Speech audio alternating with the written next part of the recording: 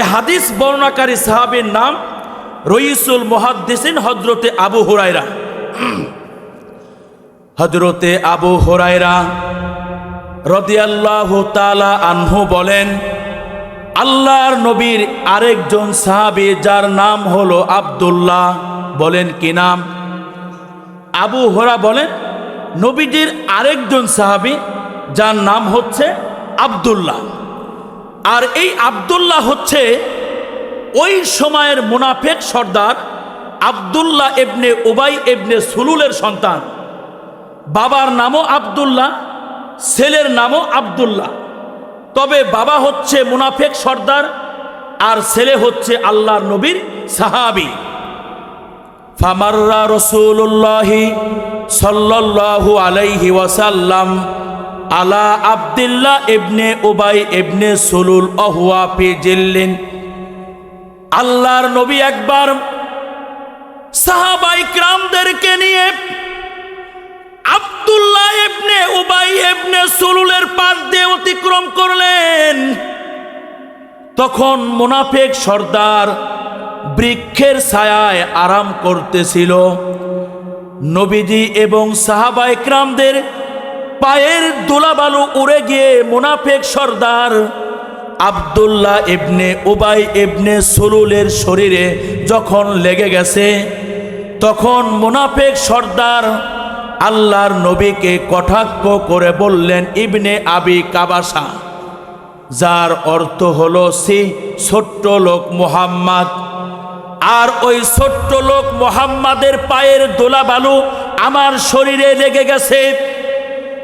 এই যে আল্লাহর নবীকে মুনাফিক সর্দার কটাক্ষ করেছে, ঠিক ওই সময় নবীজির পিছনে মুনাফিক সর্দারের সন্তান আব্দুল্লাহ দাঁড়ানো। আল্লাহর নবীকে ডাক দিয়ে আব্দুল্লাহ বললেন, ওগো আল্লাহর নবী, আমার বাবা একটু আগে আপনাকে ব্যঙ্গ করেছে, কটাক্ষ করেছে।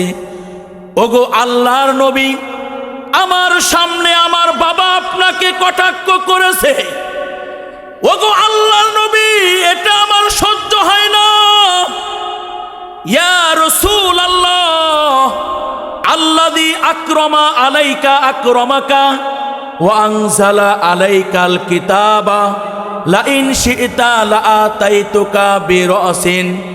ওগো আল্লাহর নবী, ওই আল্লাহর জাতার জালালিয়াতের কসম করে বলি, যেই আল্লাহ আপনাকে সম্মানিত করেছেন, ওয়া আনজালা আলাইকাল কিতাবা, আপনার উপরে আল্লাহ কিতাব অবতীর্ণ করেছেন, লা ইন শি'তা লা আতাইতুকা বিরাসিন।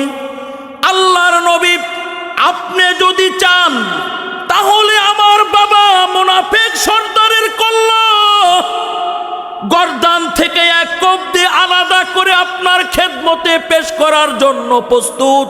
আল্লাহু আকবার বলেন। আপনি যদি চান তাহলে মুনাফিক সর্দার অর্থাৎ আমার বাবার কল্লাটা এক কোপ দিয়ে তার গর্দান থেকে আলাদা করে আপনার খেদমতে পেশ করার জন্য প্রস্তুত।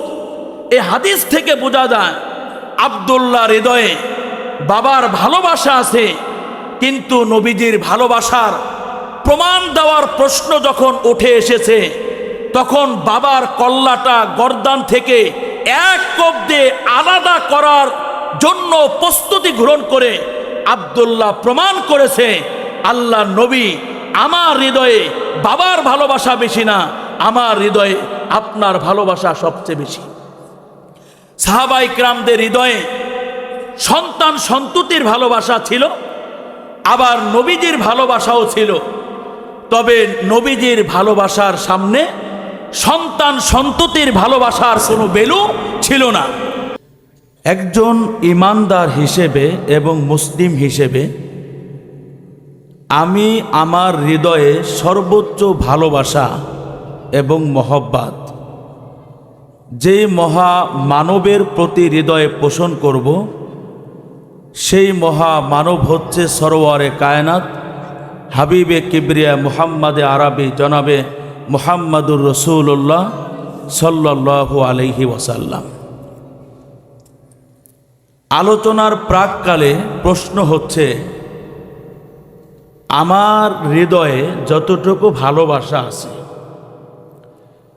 হৃদয় নিংড়ানোর সর্বোচ্চ ভালোবাসা আমি একজন মুসলিম হয়ে এবং মুমিন হয়ে হাবিবে কিবরিয়ার প্রতি, মুহাম্মাদে আরবির প্রতি কেন হৃদয়ে পোষণ করব? এই প্রশ্নের দুইটি অ্যান্সার। এক নম্বর অ্যান্সার হচ্ছে, বাইরের আওয়াজটা একটু বন্ধ করা যাবে ভাই? বাইরের আওয়াজটা একটু বন্ধ করতে বলেন ওদেরকে।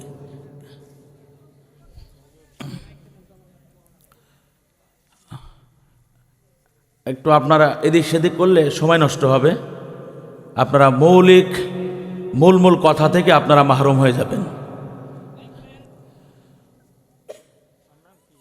তো সর্বোচ্চ ভালোবাসা এবং মোহাব্বত সরওয়ারে কায়নাত হাবিবে কিবরিয়া মুহাম্মাদে আরবির প্রতি আমরা আমাদের হৃদয়ে কেন পোষণ করব? এই প্রশ্নের দুইটি অ্যান্সার। এক নম্বর অ্যান্সার হচ্ছে, আমার এবং আপনার নবী হচ্ছে আল্লাহ তাআলার মাহবুব এবং মাসুক।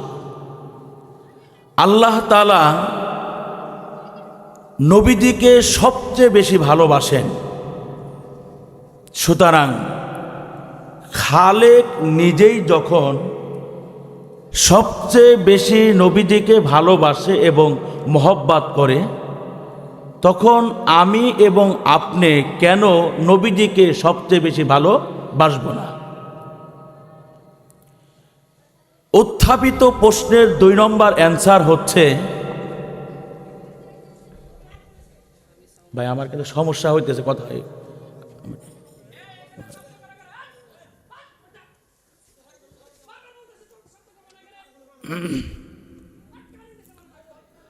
না, এই ভালো কাজ করতে গিয়ে গুনার কাজ করা যাবে না, ওরা তো বুঝে না।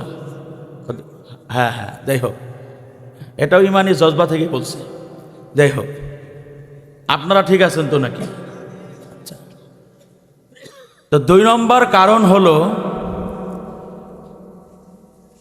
এক কালিমা পড়নেওয়ালা মুসলমান আরেক কালিমা পড়নেওয়ালা মুসলমানের প্রতি ভালোবাসা সৃজিত হয় গালেবান চারটা কারণে। বলেন কয়টা কারণে? আমরা একে অপরকে ভালোবাসি কয় কারণে? চার কারণে। এক নম্বর কারণ হচ্ছে জামাল, সৌন্দর্যতা, আমি ব্যাখ্যা করব না। দুই নম্বর কারণ হচ্ছে কামাল, কোনো গুণে পরিপূর্ণতা। তিন নম্বর কারণ হচ্ছে নওয়াল, এহসান বা অনুগ্রহ। যখন আমাদের উপরে কেউ এহসান করে, অনুগ্রহ করে, তখন আপনি ওই মানুষটার প্রতি আমাদের হৃদয়ে মহব্বত আর ভালোবাসা সৃজিত হয়ে যায়। চার নম্বর হচ্ছে করাবাত, আত্মীয়তা বা নৈকট্যতা। এই হচ্ছে চারটা কারণ। এক নম্বর জামাল, দুই নম্বর কামাল, তিন নম্বর নওয়াল, চার নম্বর করাবাত। এই চারটা কারণের মধ্য থেকে একটা কারণ যদি কারো মধ্যে মজুদ থাকে, তখন আপনি ওই লোকটার প্রতি আমাদের হৃদয়ে এক ধরনের মহব্বত আর ভালোবাসা সৃজিত হয়ে যায়। চারটা কারণের মধ্য থেকে একটা কারণ কারো মধ্যে মজুদ থাকার কারণে ওই মানুষটার প্রতি আপনার হৃদয়ে যদি মহব্বত তৈরি হয়ে যায়, তাহলে ওই মহামানবের প্রতি সর্বোচ্চ ভালোবাসা আপনার হৃদয়ে কেন সৃজিত হবে না, যেই মহামানবের মধ্যে এই চারটা কারণের প্রত্যেকটা কারণ যথাযথভাবে মৌজুদ। নবীজির ভালোবাসা বিশুদ্ধ ঈমানের নিদর্শন। কথাটা আবার রিপিট করছি, নবীজির ভালোবাসা, নবীজির মহব্বত ঈমানদারের বিশুদ্ধ ঈমানের নিদর্শন এবং উপসর্গ। প্রমাণ, আসাহুল কুতুবি বাদাল কিতাবি as-সহিহু লিল ইমামিল বুখারী। কোরআনে হাকিমের পরে সবচেয়ে বিশুদ্ধতম কিতাবের নাম হচ্ছে বুখারী শরীফ। এই বুখারী শরীফের 15 নম্বর মাশহুর আলাল মাশহুর সুপ্রসিদ্ধ একটি হাদিস। আল্লাহ রসুল বলেন, লা ইউমিনু আহাদুকুম হাত্তা আকুনা আহাব্বা ইলাইহি মিন ওয়ালিদিহি ওয়া ওয়ালাদিহি ওয়ান নাসি আজমাইন। লা ইউমিনু আহাদুকুম, এই অংশের ব্যাখ্যায় বুখারী শরীফের বাইনা সতরে পরিষ্কারভাবে লেখা আছে, লা ইউমিনু আহাদুকুম আই ঈমানান কামিলান।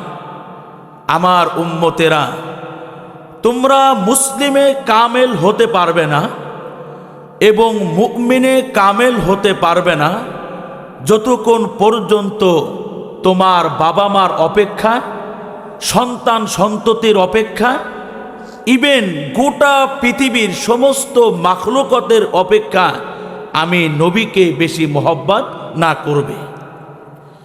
নবীজির এই সুপ্রসিদ্ধ হাদিস থেকে অল আজহার মিনা শামস, সূর্যের আলো থেকেও পরিষ্কারভাবে বোঝা যাচ্ছে নবীজির ভালোবাসা বিশুদ্ধ ঈমানের একটি নিদর্শন। শুধু বাবা মা এবং সন্তান সন্ততির অপেক্ষা, এক কথায় সব কিছুর অপেক্ষায় নবীজিকে বেশি মহব্বত করলে পূর্ণাঙ্গ ঈমানদার হওয়া যাবে না, পূর্ণাঙ্গ মুসলিম হওয়া যাবে না যতক্ষণ পর্যন্ত আমি এবং আপনি আমার কলিজার অপেক্ষায়ও নবীজিকে বেশি ভালো না বাসব। নিজের জীবনের অপেক্ষায়ও নবীজিকে সবচেয়ে বেশি মহব্বত করতে হবে এবং ভালোবাসতে হবে। বুখারী শরীফে 6632 6632 নম্বর হাদিস। ওয়ান আব্দুল্লাহ ইবনে হিশামিন কল কুন্না মান নবিয়্যি সাল্লাল্লাহু আলাইহি ওয়াসাল্লাম বিমাক্কাতা। নবীজির এক সাহাবী আব্দুল্লাহ ইবনে হিশাম, তিনি বলেন, একবার আমরা নবীজির সঙ্গে মক্কায় ছিলাম। ওহুয়া আখিজু বিয়াদি ওমরা, তখন আল্লাহ নবী আমিরুল মুমিনিন হজরতে ওমরের হাতটা ধরে রেখেছিলেন। ফাকাল লাহু ওমর, ইয়া রাসূল আল্লাহ, আহাব্বু ইলাইয়া মিন কুল্লি শাইইন ইল্লা মিন নাফসি। আমিরুল মুমিনিন হজরতে ওমর আল্লাহ নবীকে বললেন, ওগো আল্লাহ নবী, লা আনতা আহাব্বু ইলাইয়া মিন কুল্লি শাইইন ইল্লা মিন নাফসি। এই দুনিয়ার সব কিছুর অপেক্ষায় আমি ওমর আপনাকে অনেক অনেক বেশি ভালোবাসি, ইল্লা মিন নাফসি, তবে ওমর নিজের জানের অপেক্ষায় আপনাকে বেশি ভালোবাসে না। ক্বালা লা ওয়াল্লাযী নাফসি বিয়াদি হাত্তা আকুনা আহাব্বা ইলাইকা মিন নাফসিকা। আল্লাহ রাসূল বললেন, ওই আল্লাহ তাআলার জাত এবং জালালিয়াতের কসম করে বলি, যেই আল্লাহ তাআলার কুদরতি হস্তে এই মুহাম্মাদে আরবীর প্রাণ, হে ওমর শোনো, তুমি ততক্ষণ পর্যন্ত মুসলিমে কামেল হতে পারবে না এবং মুমিনে কামেল হতে পারবে না যতক্ষণ পর্যন্ত তোমার জীবনের অপেক্ষা এই নবীকে বেশি ভালো না বাসবা। ক্বালা ফাইন্নাকা আলআন আহাব্বু ইলাইয়া মিন নাফসি।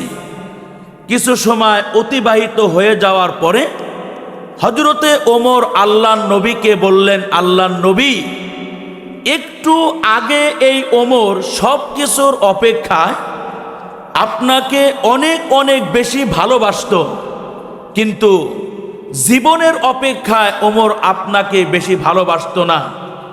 তবে আল্লাহর নবী, এই মুহূর্তে এই ওমর নিজের জীবনের অপেক্ষায়ও আপনাকে অনেক অনেক বেশি ভালোবাসে।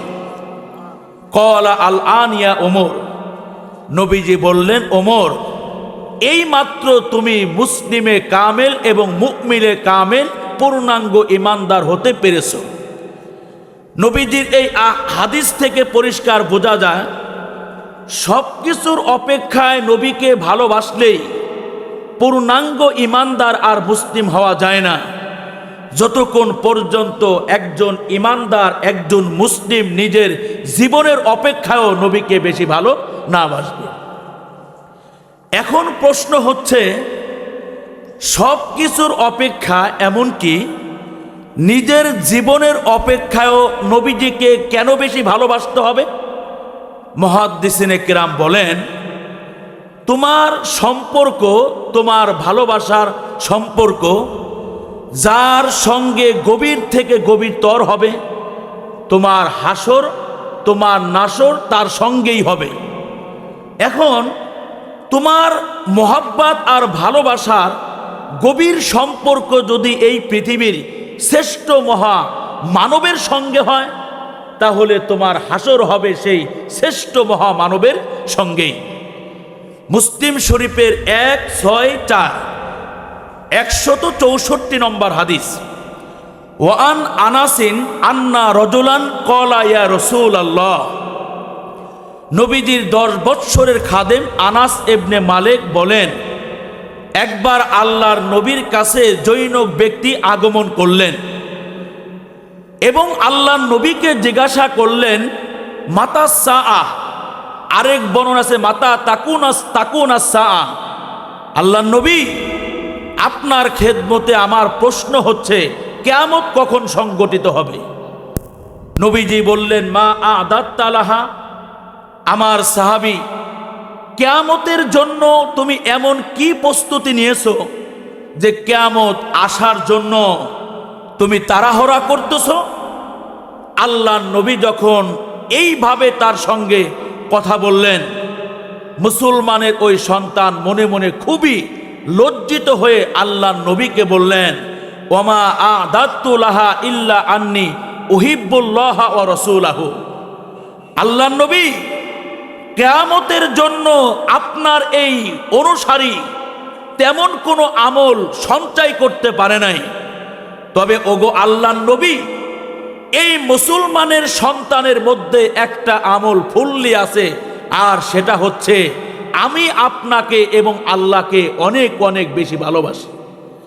ক্বালা আনতা মা মান আহবাবতা, নবীজি বললেন, তাহলে শুনে রাখো, তোমার হাসর নাসর তার সঙ্গেই হবে যার সঙ্গে তোমার মোহাব্বত আর ভালোবাসার সম্পর্ক গভীর থেকে গভীরতর হবে।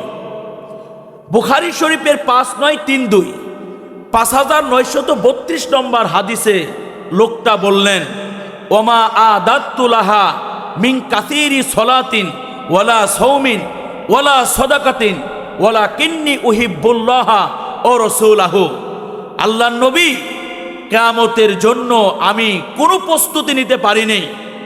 আল্লাহর নবী, কিয়ামতের জন্য বিপুল পরিমাণে নামাজ, বিপুল পরিমাণে দান খয়রাত এবং সিয়াম সাধনা আমি সঞ্চয় করতে পারিনি। তবে আল্লাহর নবী, ওয়ালাকিন্নি উহিব্বুল্লাহ ওয়া রাসূলাহু, আমার মধ্যে একটা আমল ফুললি আছে, আর সেটা হচ্ছে আল্লাহর নবী, আমি আল্লাহ এবং তার হাবিবে কিবরিয়াকে সবচেয়ে বেশি ভালোবাসি। ক্বালা আনতা মা মান আহবাবতা, নবীজি বললেন, তাহলে তোমার হাসর নাসর তার সঙ্গেই হবে যার সঙ্গে তোমার মোহাব্বত আর ভালোবাসার সম্পর্ক গভীর থেকে গভীরতর হবে। মুসলিম শরীফের 6881 6881 নম্বর হাদিসে আনাস বলেন, আলহামদুলিল্লাহ, ফাআনা উহিব্বুল্লাহ ও রাসূলাহু ও আবা বকরিন ও ওমরা ও আরজু আন আকুনা মাহুম ও ইল্লাম আমাল বি আমালিহিম। নবীজি যখন বললেন, আমার সাহাবীরা শোনো, তোমার সম্পর্ক যার সঙ্গে গভীর হবে তার সাথে তোমার হাসর নাসর হবে। হযরতে আনাস বলেন, আমি রবের শুকরিয়া আদায় করলাম, আলহামদুলিল্লাহ বললাম। কেন আলহামদুলিল্লাহ বললাম? কয়, আমি আনাস আল্লাহ এবং তার রসুলকে ভালোবাসি, ও আবা বকরিন ও ওমরা, ভাই আবু বকর এবং ওমরকে ভালোবাসি, ও আরজু আন আকুনা মাহুম ও ইল্লাম আমাল বি আমালিহিম। যেহেতু আমি ভালোবাসি আল্লাহকে এবং তার নবীকে ভাই আবু বকর আর ওমরকে, সুতরাং আমি আনাস আশাবাদী আমার হাসর নবীর সঙ্গে হবে, আমার হাসর ভাই আবু বকর এবং ওমরের সঙ্গে হবে। ও ইল্লাম আমাল বি আমালিহিম, যদিও আমি তাদের সমপর্যায়ের আমল করতে পারিনি। হযরতে আনাস বলেন, মুসলিম শরীফের 164 নম্বর হাদিসে আনাস বলেন, ফামা রাআইতুল মুসলিমিনা ফারিহু বিশাইইন বাদাল ইসলাম ফারহাহুম বিহা। নবীজির এই কথাটা বলতে, যার সঙ্গে তোমার মহব্বত তার সঙ্গে তোমার কি হবে? হাসর হবে। আনাস বলেন, নবীজির এই কথাটা শোনার পরে মুসলমানদেরকে এতটা খুশি এবং আনন্দিত হতে দেখেছি, যতটা খুশি এবং আনন্দিত অন্য কোনো বিষয়ে ইসলাম ধর্ম গ্রহণ করার পরে আমি আনাস দেখিনি। নবীজির এই হাদিস থেকে পরিষ্কার বোঝা গেল, আমার মহব্বত, আমার ভালোবাসা, আমার সম্পর্ক যদি নবীর সঙ্গে গভীর থেকে গভীর তর করা যায়, তাহলে হাসরে এমনকি জান্নাতের অভ্যন্তরও আমি আপনি কার সঙ্গে থাকব? আরো আসতে বলেন, কার সঙ্গে থাকব? নবীজির সঙ্গে থাকব। আল্লাহর নবীর সাহাবাই কিরামদের হৃদয়ে বাবা মার ভালোবাসাও ছিল, নবীজির ভালোবাসাও ছিল। তবে নবীজির ভালোবাসার সামনে বাবা মার ভালোবাসার কোনো ভ্যালু ছিল না। নবীজির ভালোবাসার সামনে বাবা মার ভালোবাসা ছিল মূল্যহীন এবং তুচ্ছ।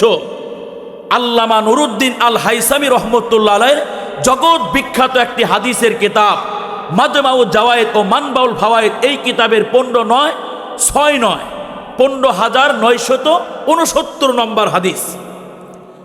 এই হাদিস বর্ণাকারী রাবীর নাম হচ্ছে হযরতে হুসাইন।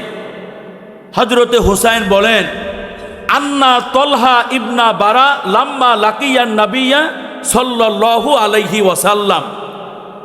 নবীজির ছোট্ট একজন আশেক ছিল, আর এই ছোট্ট আশেকের নাম হচ্ছে তলহা। বলেন ছোট্ট আশেকের নাম, সবাই আওয়াজ দিয়ে বলেন, ছোট্ট আশেকের নাম তলহা। তো নবীজির এই ছোট্ট আশেক তলহা বাবার হাত ধরে নবীজির বাড়িতে গেছে, নবীজির মোলাকাতে গেছে। নবীজির মোলাকাতে যাওয়ার পরে এই তলহা আল্লাহ নবীকে বললেন, ইন্নী উহিব্বুকা মিন কুল্লি শাইইন ইয়া রাসূলুল্লাহ। ওগো আল্লাহর নবী, এই দুনিয়ার সব কিছুর অপেক্ষা ইভেন এই ছোট্ট তলহা নিজের বাবার অপেক্ষায়ও আপনাকে অনেক বেশি ভালোবাসে। নবীজি ছোট্ট আশেক তলহাকে বললেন, আমার আশেক, তুমি যে সব কিছুর অপেক্ষায় আমাকে ভালোবাসো, এই ভালোবাসার তো প্রমাণ দিতে হয়, প্রমাণ দিতে পারবা? ছোট্ট আশেক আল্লাহ নবীকে বললেন, মুরনি বিমা আহবাবতা ফালা আসিলাকা আমরন। আল্লাহ নবী, এই মুহূর্তে আপনি আমাকে একটা কাজের আদেশ করেন, যেটা আপনি পছন্দ করেন। আমি আপনার ওই আদেশটা পুঙ্খানুপুঙ্খানুভাবে পালন করব। ফালা আসিলাকা আমরন, আমি লঙ্ঘন করব না। ফাআদিবান নাবিয়্যু লিযালিকা ওয়া হুয়া গোলামুন। ছোট্ট আশেক এর জবান থেকে বিস্ময়কর কথা শুনে আল্লাহ নবী তাআজ্জুব এবং আশ্চর্যান্বিত হয়ে ছোট্ট আশেককে বললেন, ইযহাব ফাকতুল আবাকা ইয়া তলহা। আমার আশেক তলহা, একটা কাজ করো, ওই দেখো তোমার বাবা যায়, তোমার বাবার গর্দান থেকে কল্লাটা এক কোপ দিয়ে আলাদা করে আমি নবীর খেদমতে পেশ করো। হাদিস বর্ণাকারী রাবী বলেন, যেই মাত্র আল্লাহর নবী নির্দেশ করছে ছোট্ট আশেক তলহাকে বাবার কল্লা আনার জন্য, এই ছোট্ট আশেক 1 সেকেন্ডের জন্য কাল বিলম্ব না করে বাবার পিছনে দৌড় দিছে কে আনার জন্য? বাবার কল্লা আনার জন্য। পিছন থেকে আল্লাহর নবী ডাক দিয়ে বললেন, ইন্নী লাম উবআস বি কতিয়াতি রহিমিন। আমার আশেক তলহা, দাঁড়িয়ে যাও। বাপ আর সন্তানের মধ্যকার সম্পর্ককে গভীর থেকে গভীরতর করার জন্য এই পৃথিবীতে নবী মুহাম্মাদের আগমন হয়েছে। উভয়ের সম্পর্কের বিচ্ছেদ ঘটানোর জন্য মুহাম্মাদে আরবির আগমনে এই পৃথিবীতে হয় নাই। প্রমাণ হয়ে গেছে আশেক তলহা, তুমি তোমার বাবার অপেক্ষায়ও আমাকে অনেক ভালোবাসো। তুমি যেহেতু আমাকে অনেক ভালোবাসো, যাও আমার আশেক তলহা, আমি নবীও তোমাকে অনেক অনেক বেশি ভালোবাসি। নবীজি এই ছোট্ট আশেক তলহাকে কতটা ভালোবাসতেন? হাদিস বর্ণাকারী রাবী বলেন, ফা মারিদা বাদা জালিকা তলহা, এই ঘটনার পরে ছোট্ট আশেক তলহা বাড়িতে যাওয়ার পরে ভীষণভাবে অসুস্থ হয়ে পড়েছে, মারাত্মকভাবে গুরুতর অসুস্থ হয়ে পড়েছে। যার কারণে এই ছোট্ট আশেক তলহা নবীর বাড়িতে, এটাই ছিল তার প্রথম এবং সর্বশেষ আশা। আর কখনো নবীর বাড়িতে আসার ফুরসত সে লাভ করতে পারে নাই। ফাআতাহুন নাবিয়্যু হাত্তা ইয়াউদা তলহা ফি শিতাই অফি গয়মিন অফি বারাদিন। আল্লাহর নবী প্রচণ্ড কুয়াশা, প্রচণ্ড শীত এবং প্রচণ্ড ঠান্ডাকে অপেক্ষা করে ইয়াদাতুল মারিস, অসুস্থ আশেক তলহাকে দেখার জন্য নবীর বাড়িতে চলে আসছে। কতই না আমাদের জীবনটা ধন্য হয়ে যেত আমি অদমকে দেখার জন্য, অথবা আমি অদমের ইয়াদাতের জন্য। মুহাম্মদ আরবি যদি স্বপ্ন আমার ঘরে আসতো, আমার জীবনটা ধন্য হয়ে যেত। ফালাম্মাং সরাফা, নবীজি যখন ছোট্ট অসুস্থ আশেক তলহাকে দেখে নিজ বাড়িতে চলে যাবেন, তখন আল্লাহর নবী তলহার বাবা মাকে ডাক দিয়ে বললেন, তলহার বাবা মা, ইন্নী লা আরা তলহা ইল্লা ওয়াকাদ হাদাসা বিহিল মাউতা ফাআদিমুনি হাত্তা আশহাদাহু ওয়া সাল্লি আলাইহি। ছোট্ট আশেক তলহার বাবা মাকে নবী ডেকে বললেন, তলহার বাবা মা, আপনারা শোনেন, আমার ছোট্ট আশেক তলহাকে দেখার পরে আমি নবী যেটা বুঝলাম, আমার এই আশেক বেশি দিন আর বাঁচবে না। আমার এই আশেক যদি ইন্তেকাল করে, কাল বিলম্ব না করে তোমরা আমাকে তার মরণের খবরটা দিবা। কেন খবর দিবা? ফাআদিমুনি হাত্তা উসল্লি হাত্তা আশহাদাহু ওয়া সাল্লি আলাইহি, যাতে আমি আমার ছোট্ট আশেকের দাফন কাফনে অ্যাটেন্ড করতে পারি, উসল্লি আলাইহি, এবং ওর নামাজের ইমামতি আমি নবী যেন করতে পারি। বাবা মাকে এই ওসিয়ত করে আল্লাহর নবী তলহাকে দেখে নিজের বাড়ির উদ্দেশ্যে রওনা দিয়েছেন। ছোট্ট আশেক তলহা তার বাবা মাকে ডাক দিয়ে বললেন, আমার বাবা মা, নবীজি তোমাদের কানে কানে আমার সম্পর্কে কি বলে গেল? বাবা মা কলিজার টুকরার সন্তান তলহাকে বললেন, আমাদের বৎস, তুমি কত বড় খুশ নসিব ওলা, নবী আমাদেরকে কানে কানে বলে গেল আমার আশেক তলহা যদি ইন্তেকাল করে, তাহলে তোমরা তার মরণের খবর আমার কর্ণকুহরে পৌঁছাতে ভুলে যেও না, আমাকে খবর দিবা। নবী নাকি তোমার দাফন কাপনে অ্যাটেন্ড করবে, উসল্লি আলাইহি, এবং তোমার নামাজে জানাজার ইমামতি করবে। সুবহানাল্লাহ বলবেন না? আরো জোরে বলেন। এই যে আপনারা সুবহানাল্লাহ বললেন, আমিও সুবহানাল্লাহ বললাম, কিন্তু ছোট্ট আশেক তলহা সুবহানাল্লাহ বলে নাই। তলহা তার বাবা মাকে বললেন, আমার বাবা মা, আমি তলহা যদি দিনের বেলায় ইন্তেকাল করি, তাহলে তোমরা আমার নবীকে আমার মরণের খবরটা দিবা। আর আমি তলহা যদি রাতের বেলায় ইন্তেকাল করি, ইদু ফিনুনি ওয়া আল হিকুনি বি রব্বি ওয়ালা তাদু রাসূলুল্লাহ ফাইন্নি আখাফু আলাইহিল ইয়াহুদা ওয়ালা ইসাবু ফি সাবাবি। ছোট্ট আশেক তলহা বললেন, রাতের বেলায় যদি আমি মারা যাই, তাহলে কাল বিলম্ব না করে আমার দাফন কার্য সম্পন্ন করবা। ওয়া আল হিকুনি বি রব্বি, আমার রবের সঙ্গে আমাকে মিলিয়ে দিবা। ওয়ালা তাদউ রাসূলুল্লাহ, আমি তলহার মরণের খবরটা আমার নবীকে দিবা না। কেন? ফাইন্নি আখাফু আলাইহিল ইয়াহুদা, কারণ হচ্ছে আমার বাবা মা। আমার নবী যদি আমার মরণের সংবাদ পেয়ে যায়, তাহলে নবীজি এই রাতের অন্ধকারে ইহুদি কয়েকটি গোত্র পেরিয়ে আমার নামাজে জানাজার ইমামতি করার জন্য আমার বাড়িতে তাকে আসতে হবে। ইহুদি গোত্র পেরিয়ে আমার বাড়িতে আসতে গিয়ে আল্লাহর নবী যদি মুনাফিকদের আক্রমণের শিকার হয়ে যায়, আমার নবী যদি কাফের মুশরিক বেঈমান ফাসিক ফুজ্জারদের আক্রমণের শিকার হয়ে যায়, তাহলে আমি তলহা ইন্তেকাল করার পরও আমি কোনো শান্তি অনুভব করব না। আমি তলহা মারা যাওয়ার পরে আমার রবের সামনে দাঁড়িয়ে আমার চেহারা, এই অপরাধীর চেহারা আমি দেখাইতে পারবো না। আর আমি না হয় নবীজির নামাজে জানাজার ইমামতি ছেড়ে দিলাম, আর এতে যদি নবীজি নিরাপদ থাকে এবং ভালো থাকে, এটাই আমার জন্য শান্তি হবে, এটাই আমার জন্য আরামদায়ক হবে। ওয়ালা ইউসাবু ফি সবাবি, আমি তলহার কারণে আল্লাহর নবী যেন মুনাফিকদের আক্রমণের শিকার না হয়। ফালাম ইয়াবলুগিন নাবিয়্যু বনি জালেম হাত্তা তুওয়াফিয়া তলহা ফিল লাইলি, আল্লাহর নবী ছোট্ট আশেকের বাড়ি থেকে, এখনো বনি জালেম একটা জায়গার নাম, ছোট্ট আশেকের বাড়ি থেকে নবীজি এখনো বনি জালেম পর্যন্ত পৌঁছতে পারে নাই। হাত্তা তুওয়াফিয়া তলহা ফিল লাইলি, ওই রাতের অন্ধকারে ছোট্ট আশেক তলহা মারা গেছে।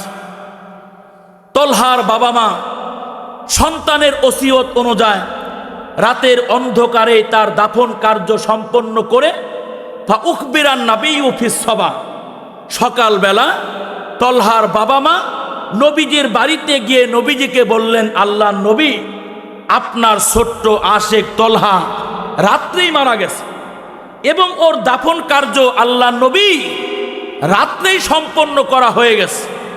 নবীজি তলহার বাবা মাকে জিজ্ঞাসা করলেন, তলহার বাবা মা, তোমাদেরকে আমি দিনের আলোতে বলে আসলাম আমার আশেক ইন্তেকাল করলে তোমরা আমাকে খবর দিবা, আমার আশেক রাত্রেই মারা গেল, অথচ তোমরা আমাকে কেন খবর পৌঁছাওনি? তলহার বাবা মা বললেন, ওগো আল্লাহর নবী, আমাদের কলিজার টুকরা যদিও বয়সে অনেক ছোট, কিন্তু ও তো সত্যিকারের অর্থে আপনার একজন। ফাজা আন নাবিয়্যু হাত্তা ওয়াকাফা আলা কবরি তলহা, আল্লাহর নবী তলহার ইন্তেকালের খবর পাওয়ার পরে কাল বিলম্ব না করে সাহাবীদের একটি জামাত সহ তলহার কবরের পাশে এসে দাঁড়াইলেন। অসফান নাসা মাহ, এবং সাহাবীদেরকে নিজের পিছনে সারিবদ্ধ করে দাঁড়া করাইলেন। এবার আল্লাহর নবী এই ছোট্ট আশেক তলহার কবরের পাশে দাঁড়াইয়া উড্ড আকাশের দিকে ভিক্ষুকের বেশে হস্তদয় উত্তোলন করে রবের কাছে আশেকের জন্য মাসুক হয়ে নবী দোয়া করতেছে, আল্লাহুম্মা আলকা তলহা তাদহাকু ইলাইহি ওয়া তাদহাকু ইলাইকা, আমার রব, কাল কিয়ামতের মাঠে আপনি আমার এই আশেকের সঙ্গে এমন হালাতে মোলাকাত করবেন যে আপনি ওকে দেখে মুস্কি হাসতেছেন আর আমার আশেক আপনাকে দেখে মুস্কি হাসতেছে। নবীজির এই লম্বা হাদিস থেকে পরিষ্কার বোঝা গেল, ছোট্ট আশেক তলহার হৃদয়ে বাবার ভালোবাসা আছে, মায়ের ভালোবাসা আছে, কিন্তু নবীজির ভালোবাসার প্রমাণ দেওয়ার প্রশ্ন যখন উঠে এসেছে, বাবার কল্লাটা নবীজির নির্দেশ পালনার্থে গর্দান থেকে আলাদা করে দেওয়ার জন্য প্রস্তুতি গ্রহণ করে প্রমাণ করেছেন, আল্লাহর নবী, আমার বাবার থেকেও আমি আপনাকে অনেক ভালোবাসি। মাজমাউ জাওয়ায়েদ ও মানবাউল ফাওয়ায়েদ এই কিতাবের 15,761 61 নম্বর হাদিস। এই হাদিস বর্ণনাকারী সাহাবীর নাম রইসুল মুহাদ্দিসিন হযরতে আবু হুরায়রা। হযরতে আবু হুরায়রা রাদিয়াল্লাহু তাআলা আনহু বলেন, আল্লাহর নবীর আরেকজন সাহাবী যার নাম হলো আব্দুল্লাহ, বলেন কি নাম? আবু হুরায়রা বলেন, নবীজির আরেকজন সাহাবী যার নাম হচ্ছে আব্দুল্লাহ। আর এই আব্দুল্লাহ হচ্ছে ওই সময়ের মুনাফিক সর্দার আব্দুল্লাহ ইবনে উবাই ইবনে সুলুলের সন্তান। বাবার নামও আব্দুল্লাহ, ছেলের নামও আব্দুল্লাহ। তবে বাবা হচ্ছে মুনাফিক সর্দার আর ছেলে হচ্ছে আল্লাহর নবীর সাহাবী।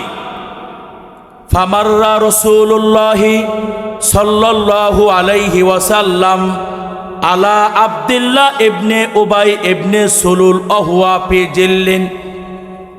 আল্লাহর নবী একবার সাহাবায়ে কিরামদেরকে নিয়ে আব্দুল্লাহ ইবনে উবাই ইবনে সুলুলের পাশ দিয়ে অতিক্রম করলেন।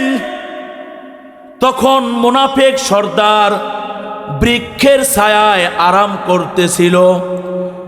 নবীজি এবং সাহাবায়ে কিরামদের পায়ের ধুলাবালু উড়ে গিয়ে মুনাফিক সর্দার আব্দুল্লাহ ইবনে উবাই ইবনে সুলুলের শরীরে যখন লেগে গেছে, তখন মুনাফিক সর্দার আল্লাহর নবীকে কটাক্ষ করে বললেন ইবনে আবি কাবাসা, যার অর্থ হলো সে ছোট্ট লোক মুহাম্মদ। আর ওই ছোট্ট লোক মুহাম্মাদের পায়ের ধুলাবালু আমার শরীরে লেগে গেছে। এই যে আল্লাহর নবীকে মুনাফিক সর্দার কটাক্ষ করেছে, ঠিক ওই সময় নবীজির পিছনে মুনাফিক সর্দারের সন্তান আব্দুল্লাহ দাঁড়ানো। আল্লাহর নবীকে ডাক দিয়ে আব্দুল্লাহ বললেন, ওগো আল্লাহর নবী, আমার বাবা একটু আগে আপনাকে ব্যঙ্গ করেছে, কটাক্ষ করেছে। ওগো আল্লাহর নবী, আমার সামনে আমার বাবা আপনাকে কটাক্ষ করেছে। ওগো আল্লাহর নবী, এটা আমার সহ্য হয় না। ইয়া রাসূলুল্লাহ, আল্লাযী আকরামা আলাইকা আকরামাকা ওয়া আনজালা আলাইকাল কিতাবা লা ইন শি'তা লা আতাইতুকা বিরাসিন। ওগো আল্লাহর নবী, ওই আল্লাহর জাতার জালালিয়াতের কসম করে বলি, যেই আল্লাহ আপনাকে সম্মানিত করেছেন, ওয়া আনজালা আলাইকাল কিতাবা, আপনার উপরে আল্লাহ কিতাব অবতীর্ণ করেছেন, লা ইন শি'তা লা আতাইতুকা বিরাসিন। আল্লাহর নবী, আপনি যদি চান তাহলে আমার বাবা মুনাফিক সর্দারের কল্লা গর্দান থেকে এক কোপ দিয়ে আলাদা করে আপনার খেদমতে পেশ করার জন্য প্রস্তুত। আল্লাহু আকবার বলেন। আপনি যদি চান তাহলে মুনাফিক সর্দার অর্থাৎ আমার বাবার কল্লাটা এক কোপ দিয়ে তার গর্দান থেকে আলাদা করে আপনার খেদমতে পেশ করার জন্য প্রস্তুত। এই হাদিস থেকে বোঝা যায় আব্দুল্লাহর হৃদয়ে বাবার ভালোবাসা আছে, কিন্তু নবীজির ভালোবাসার প্রমাণ দেওয়ার প্রশ্ন যখন উঠে এসেছে, তখন বাবার কল্লাটা গর্দান থেকে এক কোপ দিয়ে আলাদা করার জন্য প্রস্তুতি গ্রহণ করে আব্দুল্লাহ প্রমাণ করেছে, আল্লাহ নবী, আমার হৃদয়ে বাবার ভালোবাসা বেশি না, আমার হৃদয়ে আপনার ভালোবাসা সবচেয়ে বেশি। সাহাবায়ে কিরামদের হৃদয়ে সন্তান সন্ততির ভালোবাসা ছিল, আবার নবীজির ভালোবাসাও ছিল। তবে নবীজির ভালোবাসার সামনে সন্তান সন্ততির ভালোবাসার কোনো ভ্যালু ছিল না। আল্লামা শামসুদ্দিন আয-যাহাবী রহমতুল্লাহ আলাইহির জগৎ বিখ্যাত একটি কিতাব সিয়ারু আলামিন নুবালা, এই কিতাবের 3 নম্বর খণ্ডের 398 398 নম্বর পৃষ্ঠার মধ্যে একটা হাদিস আছে। এই হাদিস বর্ণনাকারী সাহাবীর নাম হচ্ছে আনাস ইবনে মালিক রাদিয়াল্লাহু তাআলা আনহু। বলেন হাদিস বর্ণনাকারী সাহাবীর নাম আনাস। বলেন নাম কি? আনাস, যিনি মুকসিরিন বর্ণনাকারীদের অন্যতম একজন ছিলেন। যেই সমস্ত সাহাবীরা আল্লাহ নবীর কাছ থেকে সর্বোচ্চ হাদিস বর্ণনা করেছেন, তাদের মধ্যে একজন হলো আনাস, যিনি আল্লাহর নবীর কাছ থেকে সর্বোচ্চ 2286টি হাদিস বর্ণনা করেছেন। এই আনাস হাদিস বর্ণনা করেন, আল্লাহর নবী হিজরত করে মদিনায় আসছে। যখন নবী হিজরত করে মদিনায় আসলেন তখন আমি আনাসের বয়স মাত্র 8, যদিও বিশুদ্ধ বর্ণনা মতে তখন তার বয়স হতে 10।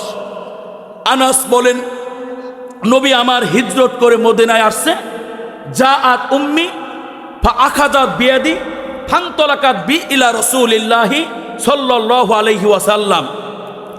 হযরতে আনাস বলেন আল্লাহর নবী যখন হিজরত করে মদিনায় আসছে তখন এই আনাসের বয়স হচ্ছে মাত্র 8।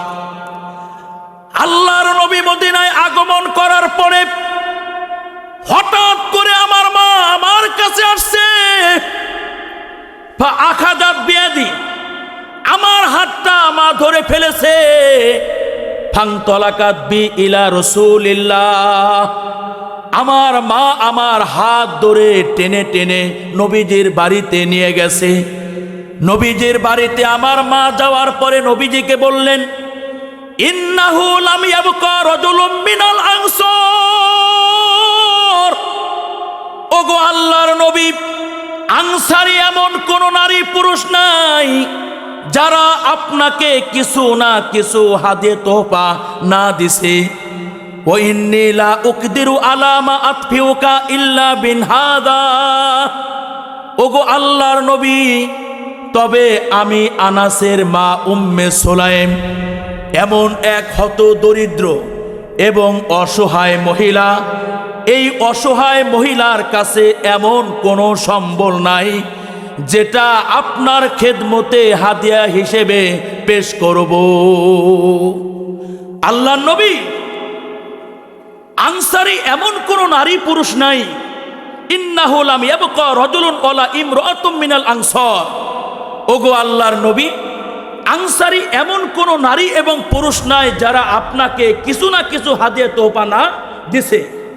ওয়া ইন্নী লা আকদিরু আলা মা উতফিউকা ইল্লা বিন হাজা, তবে আল্লাহর নবী, আমি উম্মে সুলাইম এমন এক হত দরিদ্র এবং অসহায় মহিলা, আমার এতটুকু সম্বল নেই যেটা আপনার খেদমতে হাদিয়া হিসেবে আমি পেশ করব, ইল্লা বিন হাদা, আমার এই কলিজার টুকরা সন্তান আনাস ছাড়া।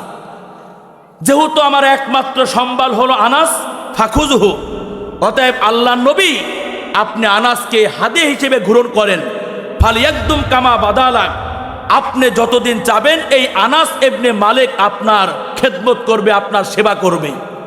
হযরতে আনাস বলেন সেই 8 বছর বয়সে আমার মা আমাকে নবীদের খেদমতে অক্ষ করে দিয়ে আসছেন।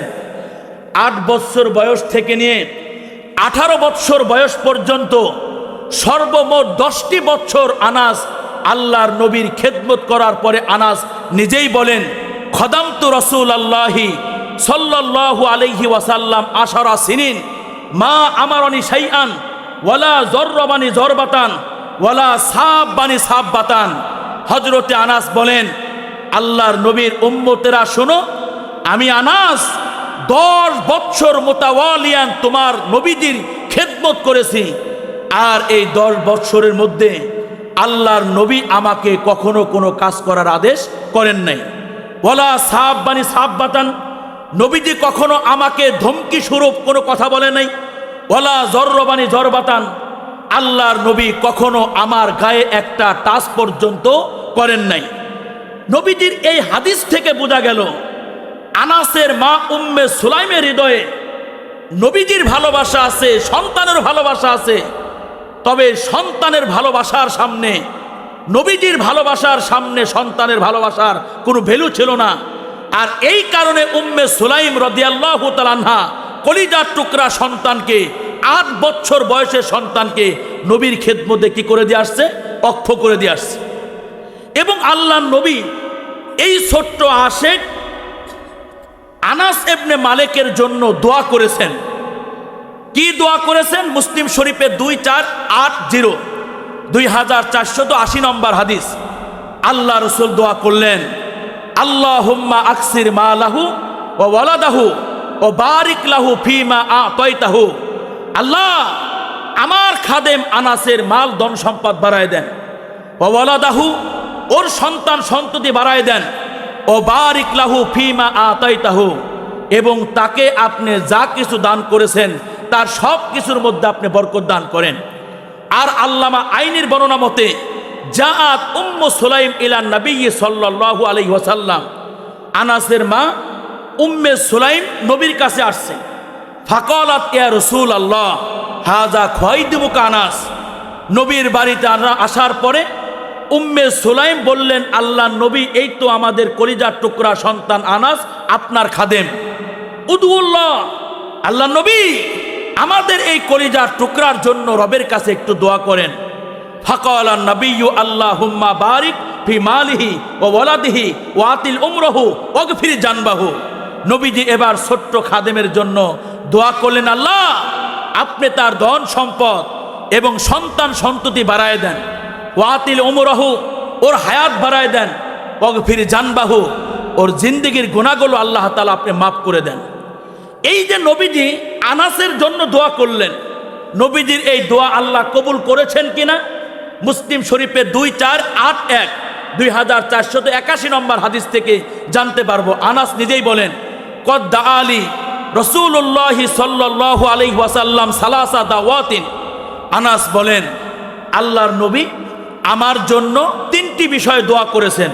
বলেন কয়টি বিষয়ে? 3টি বিষয়ে দোয়া করেছেন। কদ রাআইতু মিনহা ইসনাতাইনে ফিদ দুনিয়া। আল্লাহ তাআলা ওই 3টার মধ্য থেকে 2টি দুনিয়াতেই আমাকে দান করেছেন, কবুল করেছেন। ও আনা আরজু সালিসাতা ফিল আখিরা। আর আমি আনাস আশাবাদী 3 নম্বর বিষয়টা আল্লাহ তাআলা এই পারে দান না করলো ওই পারে কি করবেন? আল্লাহ দান করবেন। এবার আসেন, এই হাদিস থেকে বোঝা গেল নবীজি আনাসের ব্যাপারে 3টি বিষয়ে দোয়া করেছে, 2টি আল্লাহ দুনিয়াতে কবুল করেছেন, আরেকটি কোথায়? আখেরাতে। এবার আসেন কোন 2টি কবুল হয়েছে? বা 1 নম্বর হলো ধন সম্পদ, দোয়া করে নাই আল্লাহুম্মা আকসির মালাহু, মাল বাড়ায় দেন। 2 নম্বর হলো সন্তান, আল্লাহুম্মা আকসির ওয়া ওয়ালাদাহু, সন্তান সন্ততি বাড়ায় দেন। আল্লাহ তার মাল বাড়ায় দিছে, তার সন্তান সন্ততি বাড়ায় দিছে। কি পরিমাণ বরকত দিছে? মুসলিম শরীফে 6531 6531 নম্বর হাদিস, এটা হচ্ছে আন্তর্জাতিক নাম্বার। আর আমাদের মাদ্রাসাগুলোর সিলেবাস অনুসারে 2481 2481 নম্বর হাদিসে আনাস বলেন যে ফাওয়াল্লাহি ইন্না মালি লা কাসীরুন ওয়া ইন্না ওয়ালাদি লা ইয়াতাআদ্দুনা আলা নাহবিল মিয়াতাল ইয়াউমা। আনাস বলেন, আল্লাহর নামে হলফ করে বলি, আজকে এই আনাসের মাল ধন সম্পদ প্রচুর। ওয়া ইন্না ওয়ালাদি লা ইয়াতাআদ্দুনা আলা নাহবিল মিয়াতাল ইয়াউমা। আর নবীর দোয়ার বরকতে আনাসের সন্তান এবং সন্তানদের সন্তানের সংখ্যা আজকে প্রায় 100। কত? 100। এই হাদিসের ব্যাখ্যা কোন মুহাদ্দিস বলেন, আল্লাহ তাআলা নবীর দোয়ার বরকতে হযরত আনাসকে 80 জন সন্তান দান করেছিলেন। বলেন কতজন? 80 জন। কোন মুহাদ্দিস বলেন 100 জন। আর বিশুদ্ধ বর্ণনা মতে আল্লাহ তাআলা নবীর দোয়ার বরকতে আনাসকে 120 জন সন্তান দান করেছেন। কত? 120 জন। ইজাহুল মিশকাতের মধ্যে আছে এই 120 জনের মধ্য থেকে 2 জন হচ্ছে কন্যা সন্তান আর 118 জন হচ্ছে ছেলে সন্তান। বাবা মার বয়স যখন বেশি হয়ে যায় তখন বাবা মা সন্তান যদি একটু বেশি হয় সংখ্যা, তো সন্তানদের একাধিক সন্তানদের নাম বাবার কি থাকে না, মনে থাকে না। কিন্তু আনাসের সন্তানের সংখ্যা কত? 120। এই আনাসের সন্তানরা যখন বাবার মোলাকাতে আসতেন, বাবার সঙ্গে দেখা করার জন্য আসতেন, তখন সন্তানরা এসে বলতো, বাবা আমি আপনার 99 নম্বর সন্তান। আবার কোন সন্তান এসে বলতেন, বাবা আমি আপনার 120 নম্বর সন্তান। আবার কোন সন্তান এসে বলতেন, বাবা আমি আপনার 88 নম্বর সন্তান। মোহতারাম হাজিরিন, তাহলে নবীজির এই হাদিস থেকে আমরা বুঝতে পারলাম যে আনাসের মহব্বত তার মায়ের হৃদয় ছিল, কিন্তু নবীর মহব্বত আর ভালোবাসার সামনে সন্তানের ভালোবাসার ভ্যালু ছিল না। তাই ছোট্ট সন্তানকেই অল্প বয়সে আনাসের মা নবীর খেদমতে আনাসকে কি করে দিয়ে আসছে? অক্ষ করে দিয়ে আসছে। আল্লাহর নবীর শরীরে একটা ফুলের টোকা লাগবে, অথবা আল্লাহর নবী যাররা পরিমাণ কোনো কষ্ট পাবে, এটা সাহাবায়ে কেরাম বরদাস্ত করার মতো যোগ্যতা তাদের ছিল না। মিশকাত শরীফে 622 6022 নম্বর হাদিস, লম্বা একটা হাদিস। জুকিরা ইংদাহু আবু বকরিন ফাবাকা। একদিন আমিরুল মুমিনিন হজরতে ওমরের সামনে আবু বকরের আলোচনা উঠে আসছে। যখনই আবু বকরের আলোচনা উঠে আসছে, ফা বাকা, ওমর কান্না করে ফেলেছে। ওয়াকালা ওয়াদিতু আন্না আমালি কুল্লাহু মিসলু আমালিহি ইয়াওমান ওয়াহিদান মিন আইয়ামি।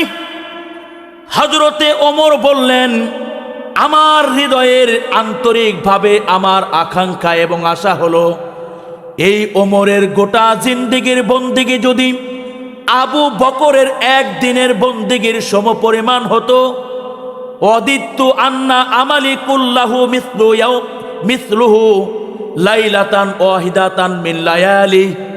অথবা এই আবু বকর, এই ওমরের গোটা জিন্দেগীর বন্দেগী যদি আবু বকরের এক রজনীর সমপরিমাণ হতো।